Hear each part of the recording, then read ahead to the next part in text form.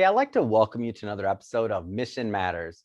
My name is Adam Torres, and you can follow me on Instagram at Ask Adam Torres. And if you'd like to be a guest on the show, just head on over to missionmatters.com and click on Be Our Guest to apply. All right, so today I have Charles Tyrrell on the line, and he's an attorney and founder over at Tyrrell Law. Charles, welcome to the show. Thank you very much for having me. All right, so we're gonna get into Tyrrell Law today. We're gonna talk about, obviously we had some administration changes, and there's some things that people may want to know in terms of how this would affect immigration law. We'll get into your practice, what you're doing, and some of the things that make what you're doing unique, also around business planning and strategy. So a lot of different things to cover, but just to get us started. So Charles, we at Mission Matters amplify stories for entrepreneurs, executives, and experts. That's our mission here. Charles, what mission matters to you? What matters to me is that I'm helping people leave their home country. And people don't leave their home country because they want to. A lot of times people are leaving their home country because they have to. And there's a lot of challenging things when you're trying to move to another country. Just think about moving from one house to another house, or moving from one city to another city. Moving from one country to another country can be very disrupting on someone's life. And our goal and our job is to try to make it as simple and easy as possible, giving the people that are moving to the US the best chance of success. Man, that's great. And I love bringing mission-based businesses and entrepreneurs to our audience. So let's just dive right in. So how'd you get started on this path, really, as a lawyer, but also specifically to choose the route of immigration law?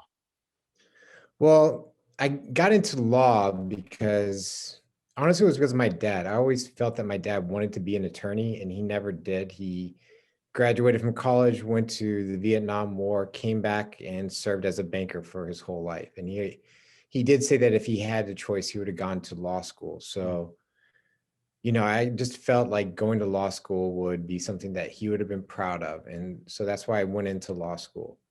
After law school, I started working in civil defense. I represented the insurance companies, the big bad insurance companies, and then I represented the cruise lines.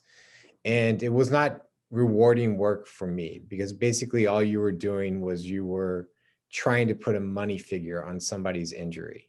Mhm. And I just didn't enjoy it, because a lot of times as a defense, you're trying not only to minimize it, but a lot of times, even when someone was seriously hurt, you were trying to get the case thrown out. Mhm. So I just never found true joy in it. And I remember a friend of mine from high school had come to visit me in Florida. And I picked him up, and we were driving back to my place to see my family, for him to meet my family. And he's asking me what I'm doing. Mm. And I'm explaining to him, and I'm halfway through. And I turned to him and said, "Dude, I'm sorry. I'm depressing myself as I'm explaining to you what I do." And my ex-wife at the time was just starting a brand new law firm, Mm. because she had been doing immigration law since we graduated from law school together. And I said, and we both thought about it and said, "Why don't we work together?" And that's how I got into immigration law. And I could see that I was actually making a difference in people's lives. I wasn't complaining or arguing about how much their injury was. Instead, I was trying to help them develop a new and better life. And it was more rewarding for me. Wow, what a great story.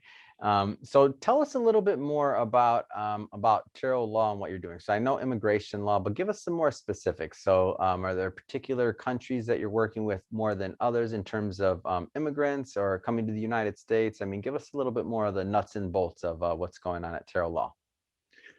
Well, Tyrrell Law is, we do pretty much any type of immigration law. Mm.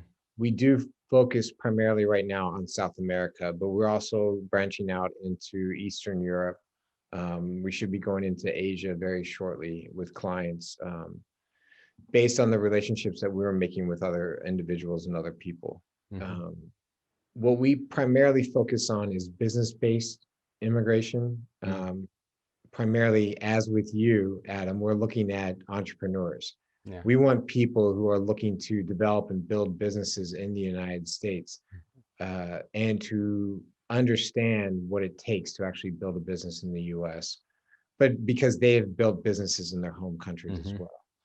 And we want to help them because we realize that bringing these foreign nationals into the United States and creating these businesses helps the US economy, and it helps with unemployment. It helps with a variety of different things because these entrepreneurs are creating jobs for American workers. And that is something that, especially during these times, is what we desperately need.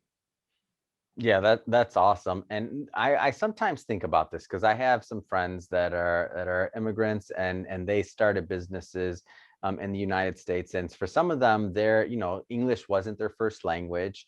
It was something else. And I always think about it like it's so hard to be an entrepreneur in general, just like in general. Like, I mean, this is finally I finally struck a little bit vein of gold with Mission Matters. So we're a successful business. But like when I think about like the other 19 that I started since I was probably like 12 years old that failed miserably, I'm always thinking like being an entrepreneur is hard. So to be an entrepreneur and to immigrate to another country, and if it's not your first language too, like all these things, like I would argue like entrepreneurs have a unique challenge in general, but now you add these other complexities like working with a firm like Tyrrell Law. Like you want to make sure that who you're working with understands you. Like tell us a little bit more about that entrepreneurial journey and what that looks like.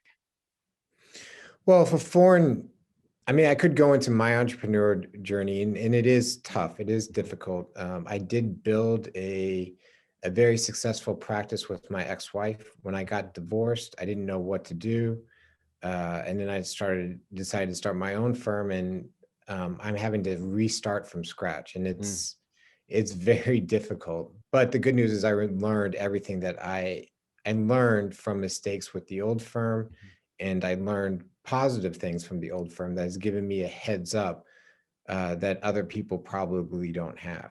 Yeah. But with foreign nationals, it is difficult. And the main thing is to try to find what I tell them, and what I think makes us a little bit different is I'm trying to understand what they like, what they want to go into. Mm, Because I found and believe that if you're passionate about something, you're going to be able to weather the storm.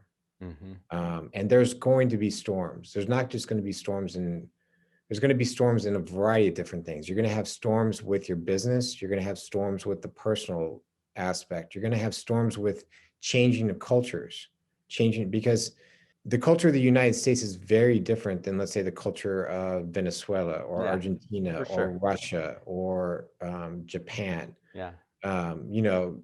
Even Australia or the UK. I mean, each country has its own culture, its own, so that in itself gives challenges. So the main thing is just try to guide people through those challenges, listen to what they like, what they want, what they feel will make them successful, and then giving them ideas. It's always the client's choice, but always trying to walk through them step by step. For example, I've had clients that, maybe they're an engineer, but they Mhm. enjoy baking. Mhm. And so you sit there and you talk to them and say, well, if you could do baking, would you? And Yeah. they're like, yeah, I would. Okay, well, why don't we try like setting up a restaurant, selling your goods? You have to understand that a restaurant's going to take some time, but are Mhm. you willing to put in the effort? Are you willing to put in the work? Yeah, if I could do nothing but baking all the time, I will do it. And, they put all their effort into it. Mhm. Um, and there's a variety of different things. I mean, I'm just thinking back on so many different clients that have had over the years. Immigration is going a little bit off of entrepreneurs, but immigration has a variety of different aspects to it. Mhm. And there are literally visas from the letter A to the letter V. I And didn't know that. each one of those has different categories and subcategories. Mhm. And when I am meeting with a potential client, and I will say that I learned this from my ex-wife, Mhm. you want to try to determine what they like, what they enjoy. Mm. And we had a client, and we actually, at the old firm, we actually did very well with skydivers. We were able to get skydivers visas to the US. What?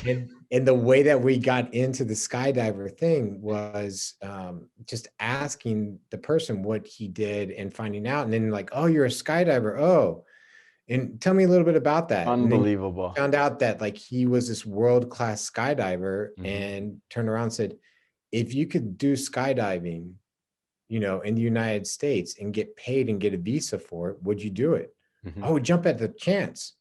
Okay, well, here's the visa Unintended. I that gives you jump that at the chance. opportunity to do I that. can't take you right now, Charles. Pun intended. Come on, jump at the chance. I I didn't even think about that Come as you just said on. that, You but weren't like, setting me up on that. That's gold.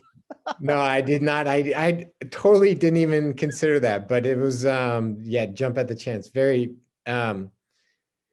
but that is, we really want to get to know the person. We really want to get to know, and we don't want to develop a strategy just because somebody may meet and check off certain boxes for a type of visa.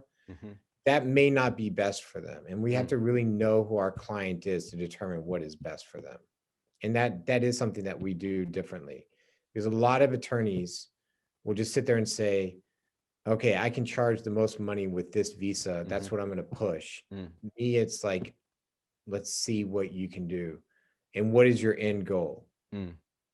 So let's so you also, so over and above what you do is obviously as an attorney and working on the immigration law side of things, you're also working with a select few of your clients on the business planning and strategy side of things of like their businesses. I mean, tell us a little bit more about that, because I think that's really unique in the space. I feel like most people kind of stay away from that, but if I'm just thinking out loud on this one, I'm like, okay, I'm an immigrant, I'm coming to the United States.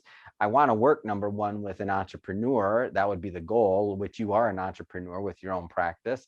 But number two, somebody that has some experience in entrepreneurship, but also like that gets me. So all you're checking all those boxes off already just based off of doing what you do. But now you're also on the business planning and strategy side. I mean, that's definitely different. So tell us a little bit more about that. Well, the business plan and strategy side is some of the visas do require you to provide a business plan and Mm, plan out for the next 5 years. mm, And and a lot of immigration firms will hire and send the business plans out to somebody mhm. else.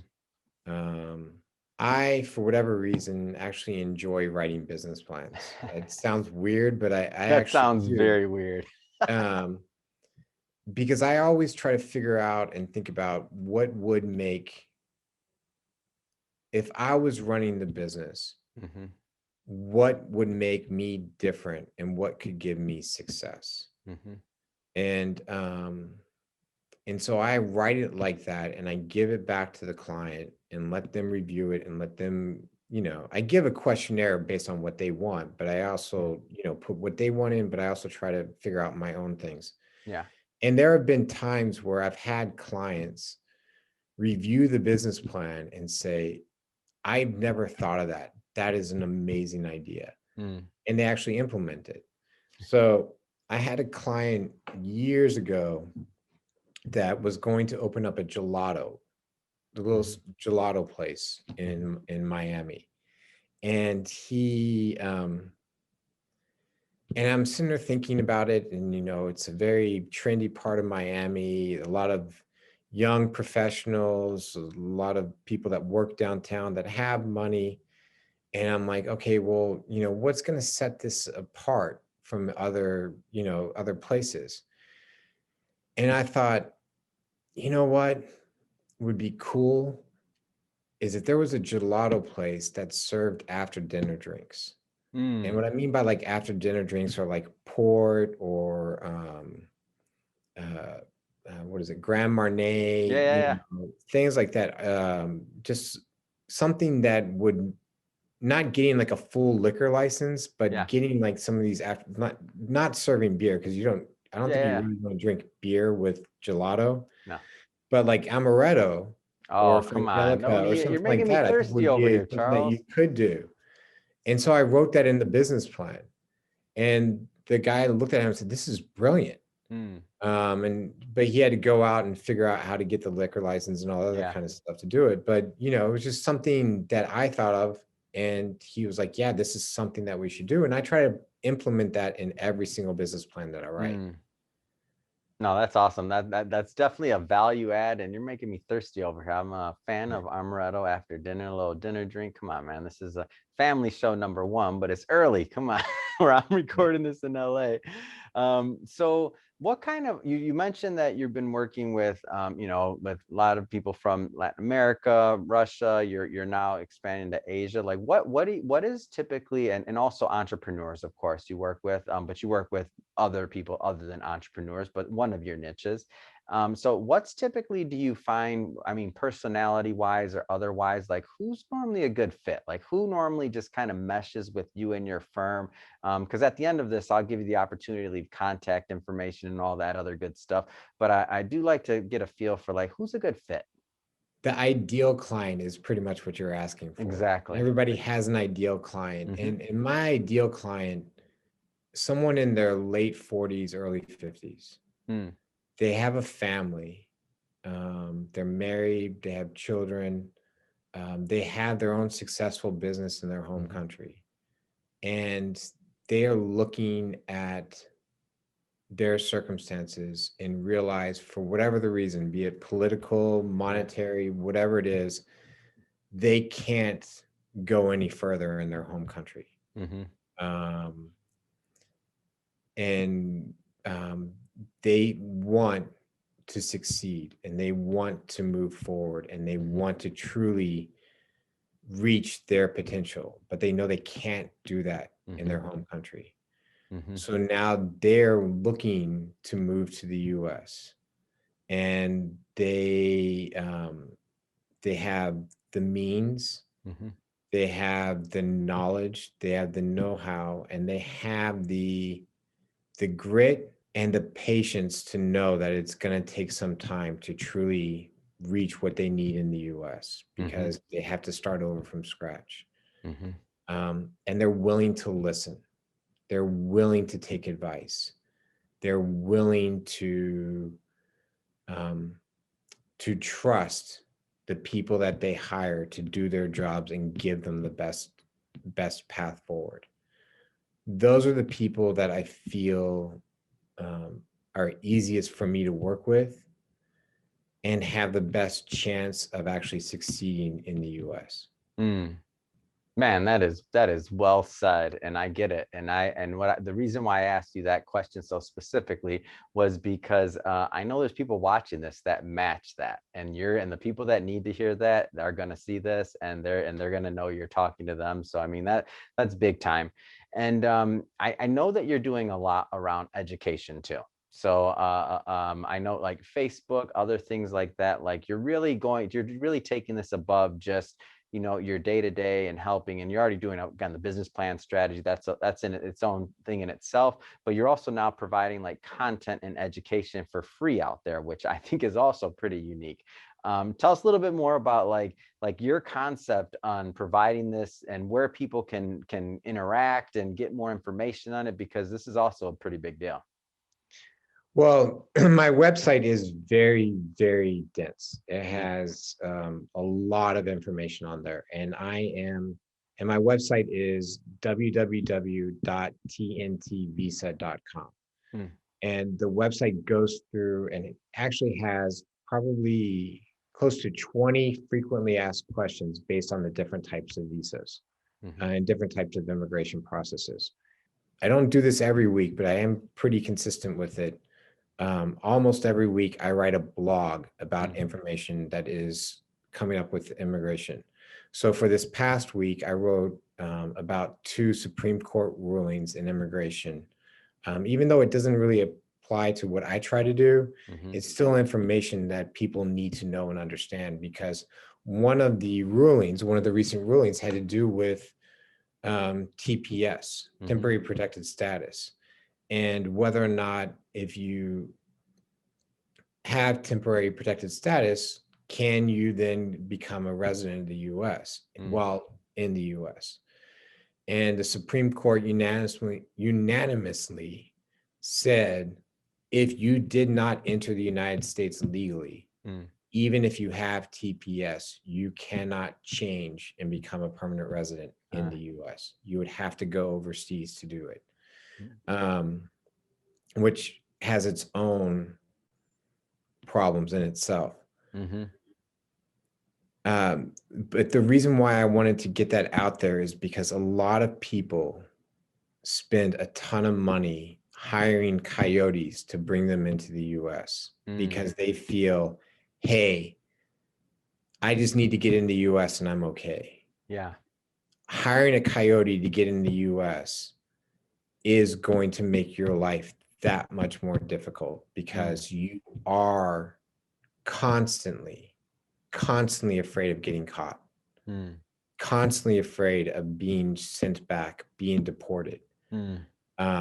And so I just want people to know, and it doesn't necessarily, you don't have to hire me, but just, Yeah. reach out to other attorneys, reach out to people to see if there's other options outside of using a coyote.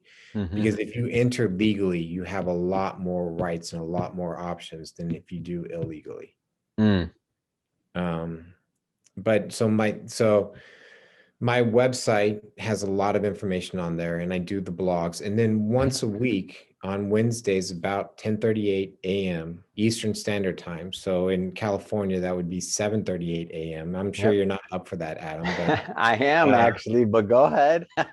uh, I stream, and I stream on Instagram um, at Tyrrell _law _PSC, at Facebook at ChrisTerrell.law, Mhm. on Twitter at law_PSC, Mhm. and at YouTube, TNT Visa, um, one word, TNTVISA, one Mhm. word. I stream about 10-minute video Mhm. that discusses some topic in immigration. Um, my social media will give you Mhm. information about what that topic is going to be Mhm. that week. Today, I did for today. I'm sure you didn't know about this, Adam, but there's a religious visa Mm. for ministers or religious workers, and Ah. there's a way for the people who do a minister or religious workers can actually get green cards Mm. or permanent residency in the U.S. if certain criteria is met. And so that was what I did my video on today. Mhm. That's awesome. And so I know that there's some obviously administration change, right? Like there's always going to be changes that are happening. Like what are you seeing in your world in terms of administration change? Like how did that affect immigration law? Just from your vantage point. I would say that if anybody who practices immigration law Hmm. said that things were great under President Trump, they would probably be lying to you flat out. Got it. I would say that President Trump made things very, very difficult Mm. for foreign nationals to come into the United States. Um, and he issued a lot of policies that um, were very difficult. Mm. In the past couple of weeks, we have seen President Biden. We haven't seen him do it, but the immigration, United States Citizen Immigration Services has been rescinding a lot of the policies that were under President Trump, Mm. and going back to policies that were implemented through President Obama. Mm. So there are certain things on that is making things a lot easier. It will take some time. It's not going to happen overnight, but I believe that rescinding those things are going to open the doors a little bit for more people. Hmm. President Biden has also um, expanded things that President Trump was trying to cut off. For example, Hmm. President Trump tried to cut off temporary protected status for a lot of countries. President Biden has said to stop that. Mm. DACA, the Dreamers, was something Hmm. that President Trump famously tried to end, and President Biden has requested that it be extended and Hmm. reinstated. It was never really taken away because the courts shot it down, but he's doing things to to keep DACA in place. Mm. And then he has a comprehensive immigration reform bill, and there's some other bills that are being put into place by Congress that, if they get passed, will drastically change how immigration will go this forward. So Mm. things are loosening up. And I believe that when the current pandemic goes down, things will get a little bit easier for people to come to the US. Mm. Well, Tyrrell, first off, thank you for the update, and thank you for coming on the show. I mean, I love bringing mission-based businesses and entrepreneurs to our audience, and I want you to, I know you left it before, but I want you to leave it again, give our viewers a chance to write it down and to go visit. So your website, if you can give us that one again, and also leave your Facebook page again, because I know you gave an update just now on some of the things that are happening just in general. And I know, and I want people to check out that weekly show that you're doing also. So let's leave that website one more time and that Facebook page, please. Okay. The website is www.tntvisa.com. Mm-hmm. The Facebook is at Tyrrell.law. And it also streams on Instagram at Tyrrell_law_PSC, or YouTube, TNTVISA, all one word, and at law_PSC for Twitter. So Awesome. it streams instantaneously to all four websites. I will say, Adam, unfortunately, it doesn't always work with Facebook. I don't know why, but I get kicked out of Facebook every now and then when I'm Hey, trying to don't say that too loud. They can hear us. It's okay. We all love Facebook. It's fine. You might be watching this right now. They can hear us, Tyrrell. I'm concerned. No, just Well, playing. it But worked today. It didn't work 2 weeks ago. It worked today. It worked 3 weeks ago. So, we God do. willing, everything is fixed. And I just have to make sure that my IT guy goes in before I do it to make sure everything is okay. Awesome. Well, Tyrrell, again, thank you for coming on the show today. It's been a pleasure. And to the audience, as always, thank you for tuning in. Hope you got a lot of value out of this. Hope you learned a lot. I sure had a lot of fun. Hope you did too. Don't forget, especially if you're a first-time visitor, hit that subscribe button. We definitely want you to come back and re-engage. We have more entrepreneurs, business owners, and experts, all mission-based individuals and companies. Want you to definitely share those with you. And Tyrrell, thanks again for coming on the show. It has been a pleasure. Thank you so much, Adam. I really enjoyed it.